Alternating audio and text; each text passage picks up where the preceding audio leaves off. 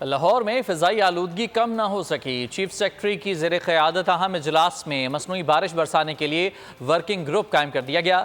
شہر کے داخلی اور خارجی راستوں پر دھواں چھوڑتی گاڑیوں کے خلاف کارروائیاں جاری ہیں۔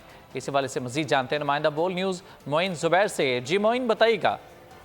جی بالکل، لاہور کا ایئر کوالٹی انڈیکس اس وقت خطرناک حد کو چھو رہا ہے۔ آج سارا دن اوسطاً جو ایئر کوالٹی انڈیکس ہے وہ 400 کے قریب رہا۔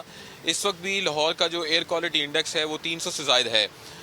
آج لاہور کی جو سول سیکریٹریٹ ہے وہاں پر چیف سیکرٹری کی زیر قیادت ایک اہم اجلاس ہوا، جس میں صوبائی اور وفاقی اداروں کے نمائندوں کے علاوہ ریسرچ سے وابستہ جو عسکری اداروں کے نمائندے ہیں انہوں نے شرکت کی، اور ایک ورکنگ گروپ بھی قائم کر دیا گیا ہے جو لاہور میں جو سموک کی شدت ہے اس کو کم کرنے کام کرے گا۔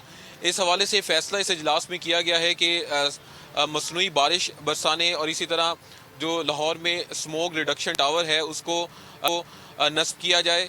اس کے لیے دبئی کی ایک کمپنی سے آئندہ آنے والے کچھ ہی دنوں میں رابطہ کیا جائے گا، جو لاہور میں 6 سے 4 ہفتوں کے درمیان مصنوعی بارش برسانے کے حوالے سے مکمل طور پر عمل کرے گا۔ اور جب تک لاہور میں بارش نہیں ہو جاتی، لاہور کا جو ایئر کوالٹی فضا میں جو آلودگی ہے وہ یوں ہی برقرار رہے گی۔